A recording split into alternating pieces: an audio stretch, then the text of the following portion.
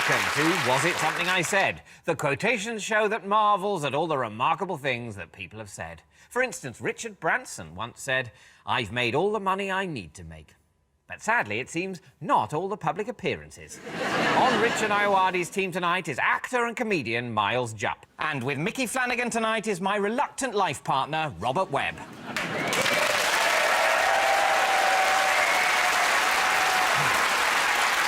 And here to read out our quotations is an actor who once said, "I'm a great worrier, truly, all the time. Worry, worry, worry. Still asking myself, will I ever make it?" Well, if the question was, onto a Channel 4 panel show, the answer is yes. Please welcome actor and star of Game of Thrones, Charles Dance.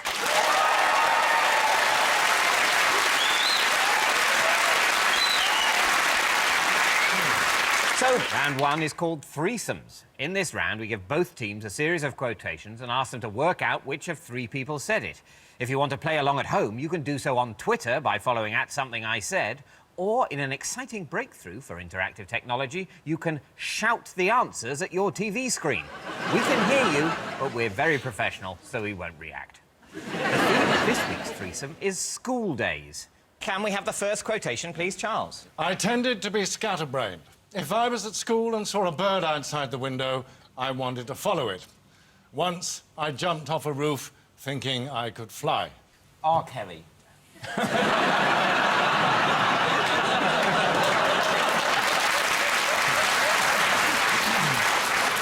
I don't really know who he is. No, he's I know, he's a very self-reflective man, a little like Michel de Montaigne. I don't really know who that is either. I thought being scatterbrained is if you scattered too much. It's a sort of consequence of overwrapping, isn't it? I thought scat was a word for people who like to do sexual things with poo. I see I was on shaky ground with my Michel de Montaigne reference. I want this show to be a place where those references and the references to sex with poo live happily alongside each other. I can tell you it's none of the people you've mentioned so far. I'm gonna give you the threesome it might be. So was it actor Sylvester Stallone, author Ian Fleming, or Professor Stephen Hawking? It's a bit mean of Ian Fleming to be threatening Stephen Hawking with a gun. It was quite a day when the three of them agreed to be photographed together. I don't think it's Sylvester Stallone because it says school.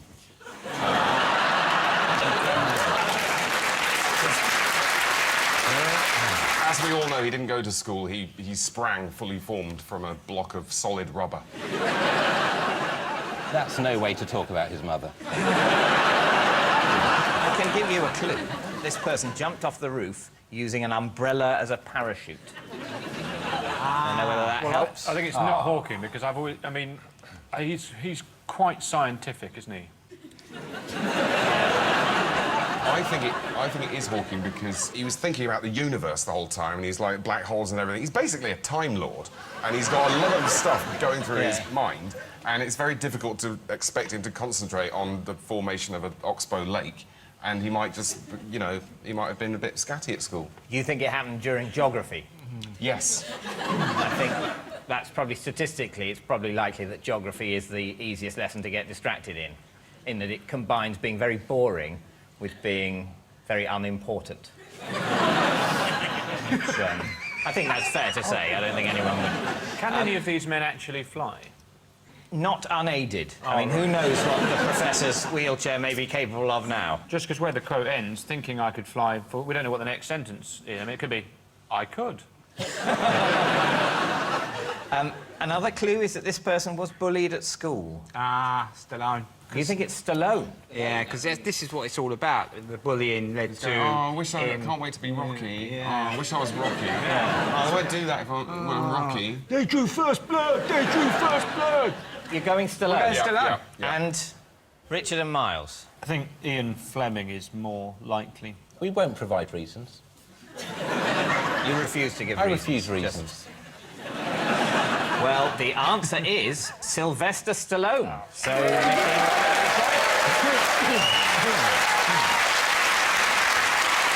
And he did. He just jumped off the roof holding an umbrella as a sort of parachute. Because he's big as shit. Yeah. Do you know what other safety precaution he took? He was wearing a superhero costume under his school uniform. And do you know what he was voted at junior high school? Most likely to end up in a montage.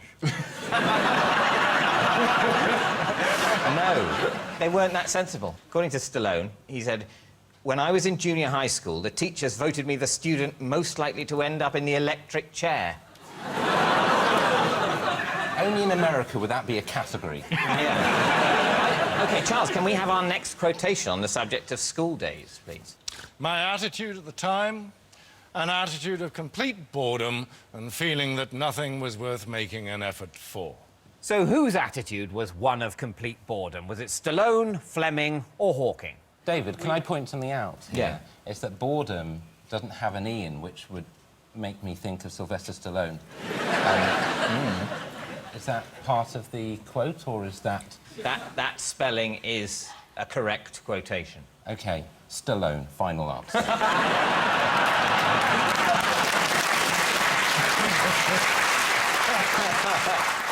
This sort of sounds like a mission statement for Tower Hamlets Council.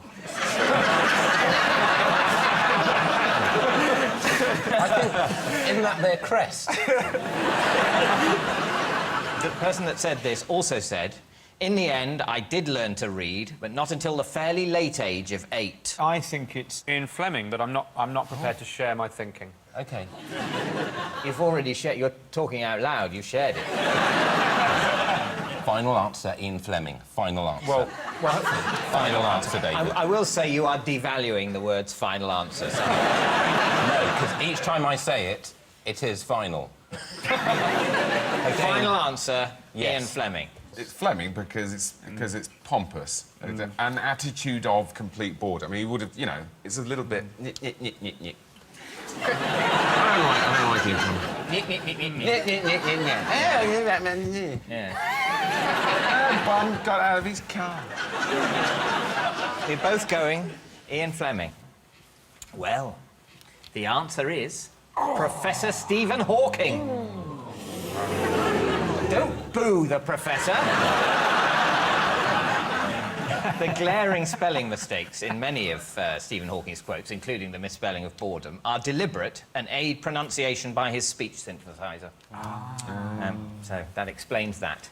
So that's the end of the round, and a quick look at the scores tells me that Mickey and Robert are in the lead. Can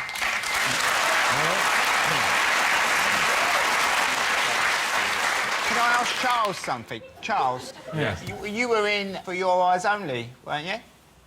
Yes, I was. Yes, great lap dancing club, really. The Southampton one is fantastic. Is it? Oh, yeah. But when you were in For Your Eyes Only, was it amazing fun to be in a Bond film, or was it just like another job? I have one line, which the director wanted to cut, and Roger Moore, bless him, said, no, you can't cut the line. It's very important. He said, all right, Charles, you hang on to the line, Charles. And he kind of resented me for the rest of the film. Having to restore my line, I think. And now Charles wants to say his line. All right, come on. Can you remember your line? Yes, get in.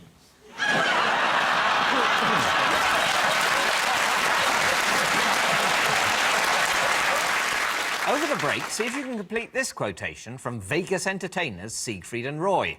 If you live with 58 lions and tigers, then you will... what? Tweet your answer to @somethingIsaid, and we'll see you in a couple of minutes.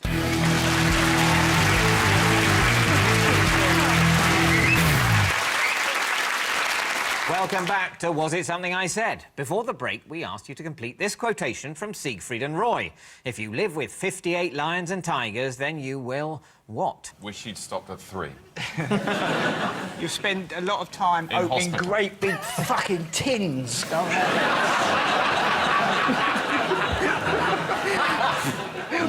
yes. All right.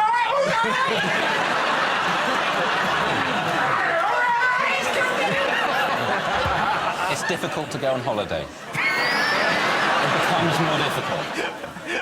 I'm off to Tenerife. Yeah, the house is free. Yeah. I'd love you to sit. There's one catch that has been putting some people off. Can you look after 58 lions and tigers? I think you'd probably ease them in, wouldn't you? So there is the that odd... was the first bit of it. There is the odd lion/tiger on the property. I hope that won't be a problem. Yeah. And they go, oh, well, no, I'm all right. I'm unusually all right with a couple of lions and tigers. How many? 58. Sure. Didn't one of them try to eat one of them? One One of them got a little bit, you know... killed? No, not killed.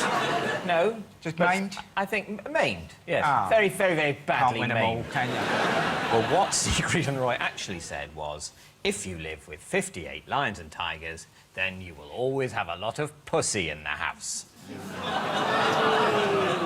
I think we can agree that that sentence is more regrettable than the mauling of Roy. By the way, Roy claims that the tiger was not trying to attack him, but rather drag him to safety by his neck, as it would do a cub. So they could say, if you're living in a house with 58 lions and tigers, it really doesn't matter whether they're on your side or not. Either way, you'll get sliced to fucking bits. When they bring you a present, you die. When they purr, you get blasted through the patio windows. So, Charles, in the opening scene of Game of Thrones, you skinned a deer. I did indeed. Were you taught how, or did you just improvise? I was taught how. And is there more than one way, or is it not like a cat? No, there's really only one way. Right. How? The producers came to me 2 days before. This was a new scene. And they came and said, are you vegetarian, Charles? And I said, no. Why? And they gave me this scene, and we did it. Yeah. And are you a vegetarian now? No, I'm not. And I was hoping they would give me a nice kind of leg of venison to take back. I didn't even get an ear. So, continuing our theme of quotations, the next round is called Keywords. We give our panellists a few keywords from a famous quotation and ask them to work out the whole quote. So, basically, you'll only get about one word in 4. A bit like listening to digital radio in Cornwall. The team that gets nearest the actual wording scores the points. Now, this is from a quotation by Martin Luther King Jr. As the first clue, please could you give the key words, Charles? Have and dream. OK, we all know he said, I have a dream, but what did he say after that? I have a dream most nights. I have a dream I can never remember them. Yeah. I know they're really weird, but I can never remember them. I think there should be a thing you can do in life where when people start telling you their dreams, you just go... It would have slightly marred that occasion, though, wouldn't it? I think the response... After the massive... I went, shh, Martin. I don't want to know about it. Different response. I don't care if there's an alligator in it. I'm sure it was weird. Well, I'm going to give you one more word. Charles, can we have another word from the speech, please? Children. Children. I have a dream, children won't be allowed in the pub after 6 o'clock. I have a dream they won't be allowed on long-haul flights. They'll push you for an answer each. What you have to do is say your closest go, each team, and then the one that gets closest, I'll give a point to. And if you're both really close, I'll give you both a point. And if neither of you are at all close, I won't give either of you a point. Well, but they're both getting a point, neither of you getting a point, that's essentially, that doesn't matter. Yeah. It's if one gets a point and the other doesn't, that's when it gets... And I don't think I'm using hyperbole when I say fucking exciting. Yeah. We're in business, I think Rob knows.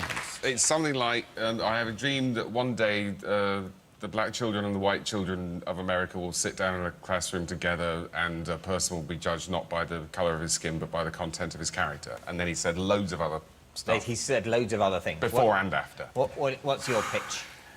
That. Yeah.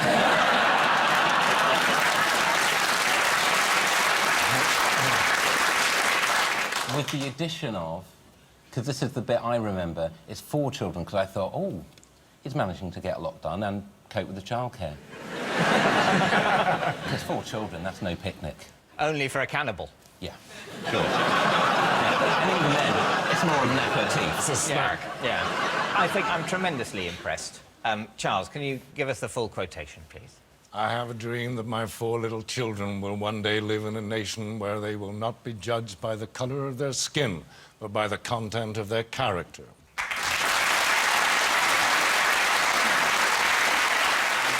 I think basically you all worked as a team, like Martin Luther King's 4 little children. And so I'm going to give you all a point. So well done. Thank you.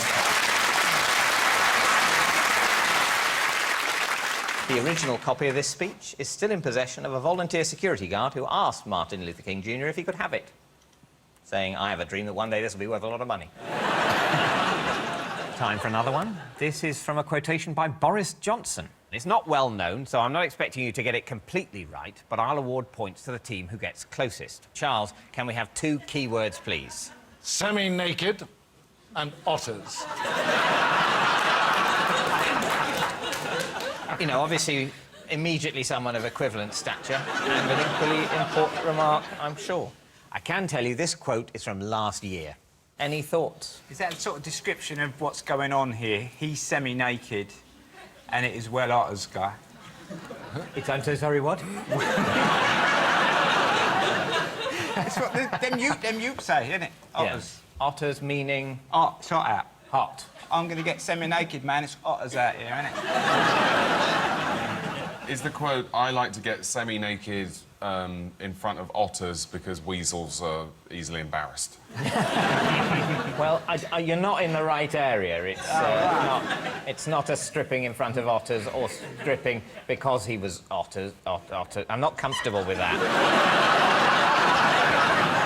It might come in handy one day, David. You know, when you're walking along the hood and some hoodies come up and you can just go, take them hoodies off, man. It's otters, isn't it? Yeah. Is it called the hood because hoodies live there? Yeah, sort of. No, it isn't. No, hoodie comes from the clothes, whereas hood comes from the last syllable of neighbourhood. You're lying to me. I'm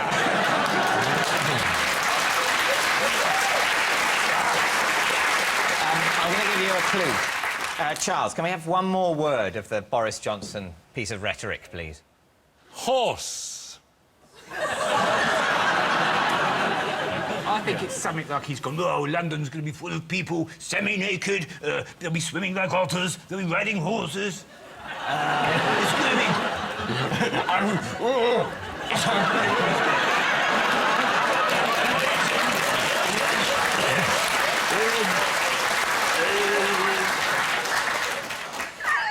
That's actually... You look tremendously like him. I do. Is this the thing that he said in the Olympics about seeing volleyball players from his window and saying they were gleaming like semi-naked otters? And by the way, I'm on a horse. That's in the horse... What's that called? That square. The Horse Guards Parade. Horse Guards, thank you. Yes, That's very parade. generous. Horse Guards Parade. You're very close. I'm going to ask Richard's team to have a bash at the exact wording first. Right. Currently out on Horse Guards Parade, you can see semi-naked volleyball players gleaming like otters or something. Gleaming like wet otters. Wet. I remember the word wet being particularly grim. What's your pitch? From the Horse Guards Parade, you can see semi-naked volleyball players Playing volleyball. playing volleyball like glistening otters. Well, Charles, what's the correct quotation? As I write these words, there are semi-naked women playing beach volleyball in the middle of the Horse Guards Parade. They are glistening like wet otters. Wet otters. Very, very good answers, both teams, but I think I'm going to give it to Richard and Miles for getting the right disgusting otter adjective. So, well done. This is a quote from last year. It's from a column Boris wrote for The Telegraph in July 2012 entitled London Olympics 2012. Here's 20 jolly good reasons to feel cheerful about the Games. So, at the end of that round, the teams are tied. It's now time for the round called What Are They Talking About?, in which you'll hear a quote of someone talking about something and you have to work out, you've guessed it, their star sign. Oh, no, wait, you haven't guessed it. You have to work out what they're talking about. Here's one from American World War II General Patton. It may not sound nice to some bunch of little old ladies at an afternoon tea party. So what is he talking about? I don't know why everyone worries about upsetting little old lady. Well, also, it's always a little old lady. Some of them are right slags, I tell you. Yeah, I used to work in a factory, and this old girl come up to me. She went, "You know, you lot, you all talk about sucking cock all the time. We used to suck cock." When an air raid comes over, you get on your hands and your knees and you get on with it, and you don't... Carry on. I think that's what they call oral history, isn't it? I've got a sort of image of Mickey's grandmother saying, you can tell that story, but can you say that it was at work or something?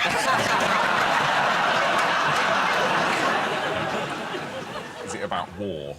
That war may not sound nice to old ladies when they're trying to have a cup of tea? You're on the right lines. I know he said something about, we're going to get over and kill these Germans, because if you don't, they'll beat you to death with a sock full of shit. That's what he said. And if I was an old lady and I heard that, I'd be, ooh, language. Yeah. There's no need for that, General. Well, I think I have to give Mickey and Robert the point. Well, Charles, can we have the full quotation, please? When I want my men to remember something important, to really make it stick, I give it to them double dirty. It may not sound nice to some bunch of little old ladies at an afternoon tea party, but it helps my soldiers to remember. You can't run an army without profanity. Patton was talking about his copious profanity when motivating his men. It was Patton's devotion to military profanity which caused him to petition so passionately to end the war by dropping the C-bomb on Japan. Do you want to hear some more of Patton's remarks? He said, "I don't want any messages saying I'm holding my position. We're not holding a goddamn thing. We're advancing constantly and we're not interested in holding anything except the enemy's balls. We're going to hold him by the balls and we're going to kick him in the ass. Twist his balls and kick the living shit out of him all the time. We're going to go through the enemy like shit through a tin horn." That's what I call advanced strategy. And you were absolutely right, Mickey, that he said a man has to be alert all the time if he expects to keep on breathing. If not, some German son of a bitch will sneak up behind him and beat him to death with a sock full of shit. How long do you think it would take to kill someone with a sock of shit? I think they'd end up going, could you go and get something a bit heavier, please? Because this is just bruising me really badly, and if you're going to kill me, could you hurry up? Because... I don't think you have that option. When someone's chosen that particularly sadistic form of execution, you just have to wait. It might take years. It might be some infection caused by the shit that gets you in the end, rather than the impact of the sock. So that's the end of the round, and a quick look at the scores tells me that Mickey and Robert are in the lead. Over the break, see if you can complete this quotation from Jennifer Aniston when she was dating Brad Pitt. The best smell in the world is what? Tweet your answer to @somethingIsaid, and we'll see you in a couple of minutes.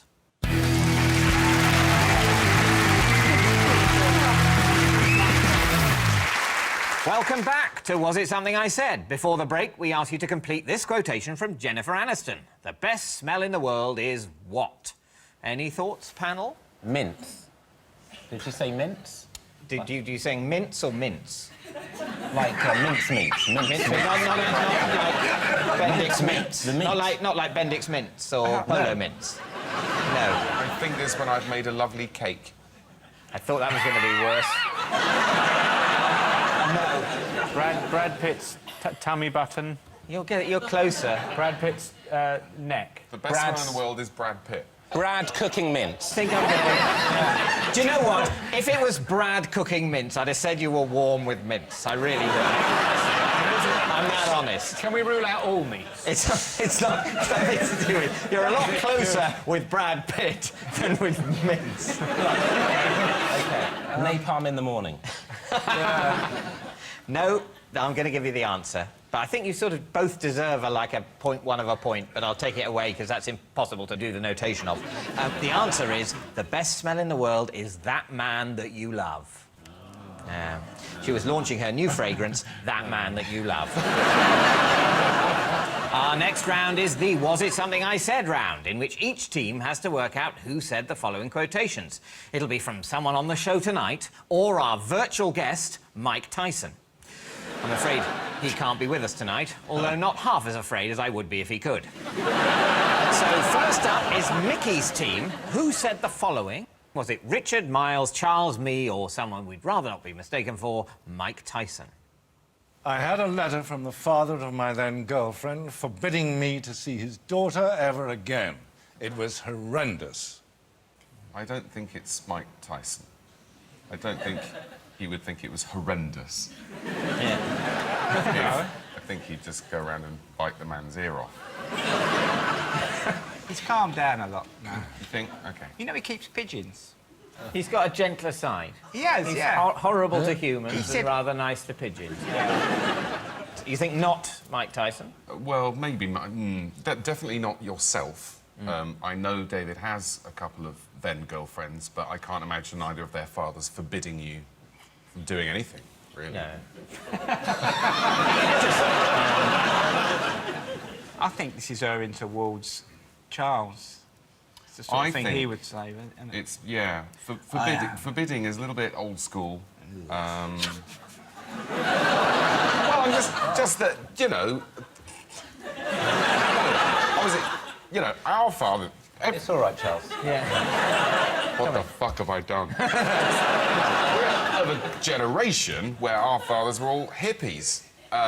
Whereas the father of a young lady you might be dating would have been from the 30s. The father of. No, I'm not saying you're from the 30s. Jesus. What are you saying, Charles? I think we're going to go for Charles. I had a letter from the father of my then girlfriend forbidding me to see his daughter ever again. Boris Johnson isn't one of the options. It's beautifully constructed. A letter from the father of my then girlfriend forbidding me to see... It's Charles. It's Charles. Yeah. It is Charles. Yeah. Hooray!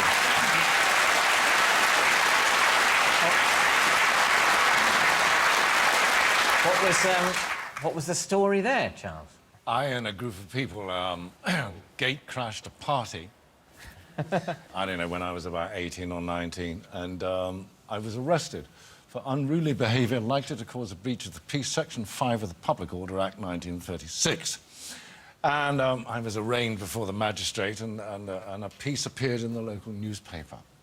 And the father of my then girlfriend wrote to me and said, I forbid you to see or attempt to contact my daughter ever again. That's like, you know, Bertie Wooster type of disgrace, isn't it? Yes. Yeah. Oh, I've dropped all my cards. Oh. Sorry. He got down really well there.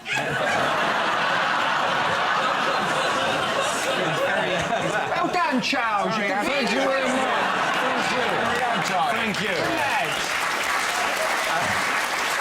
Charles, can we have the next quotation, please? Christ gave me my gold star for winning the three-legged race. Was it Richard, Miles, Charles, me, or Mike Tyson? The three-legged race doesn't happen anymore, does it? Because of the number of children who fell over and were killed. Because when you tie two children together, one of them's much fatter than the other one. The inertia created by the fat one can often drag the skinny one along for 7 or 8 miles before Fatty stops. I think Richard, and I don't know why. I'm also thinking that your dad's a priest. Minister, yeah. A minister, yeah. You're not supposed to cross-examine. I mean, Mike Tyson isn't here to defend himself. Yeah, but he would be in a three-legged race with Mike Tyson. Imagine someone saying, "You're with Mike," he'd go. Even when he was 5. Yeah. All right, Mike. I'm gonna bag your feet off.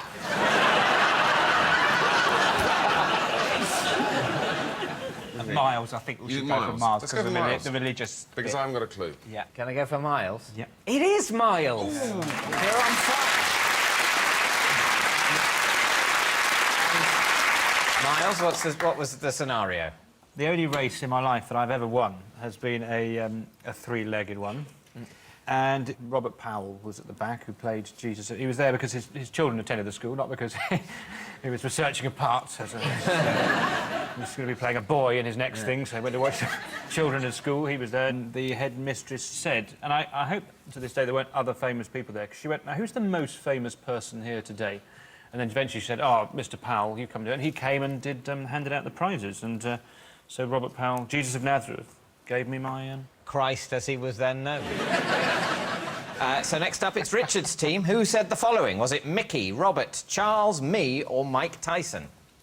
My first proper kiss was from Cara Shucksmith when I was 13 or 14.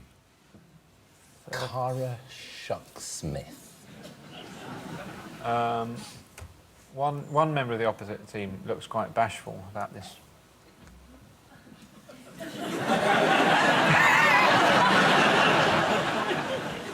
My gut instinct is this is Robert. Do you think Charles would remember that it was... I doubt it was as late as 13 or 14. I was Mr. 7. Charles danced, for heaven's sake. Yeah. It would have been... The first time I stayed the night, I was 8. She was 20. Let's just clear that. Cara Shucksmith?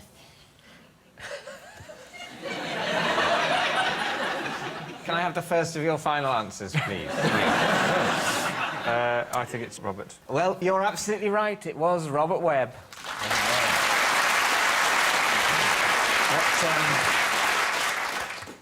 What are you going to say for yourself? Well, it was her idea.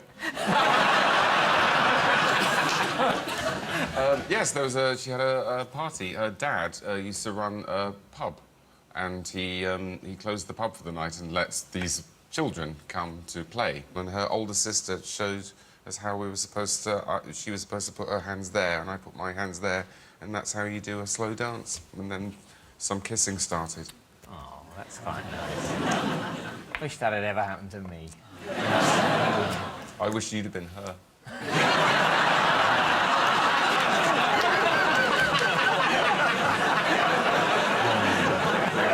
That's... Saved a lot of time.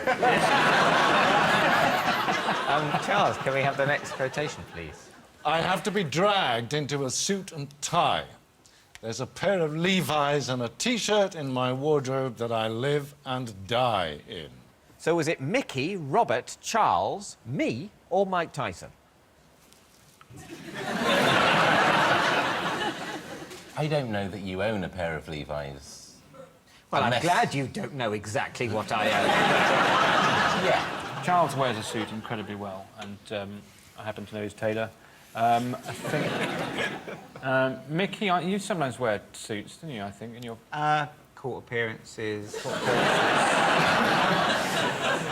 I used to live near Robert, and I have to say I've never seen him looking as smart as he does now. I think Robert is more of a Levi's and T-shirt sort of a guy. I think it's the kind of thing Chuck D would say. Chucksy.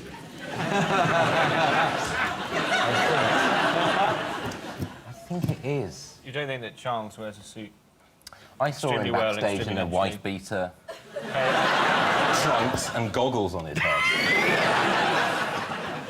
Is that your answer? And yet... God, this is so difficult, David. Yeah. I'm going to make an executive decision. that Yes, you're frightened I think too. you must. This is the worst time of the evening to have a panic attack. Yeah. I think it's Robert. You think it's... Is that the answer of the team? Oh, why not? Signing off on it.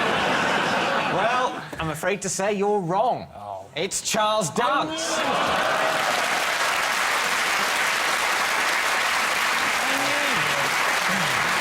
Well, I'm afraid that's all we've got time for, and a quick look at the scores tells me this week's winners are Mickey and Robert.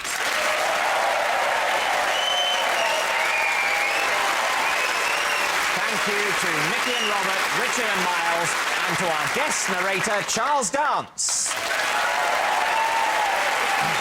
And we leave you with some lines by T.S. Eliot. What we call the beginning is often the end, and to make an end is to make a beginning.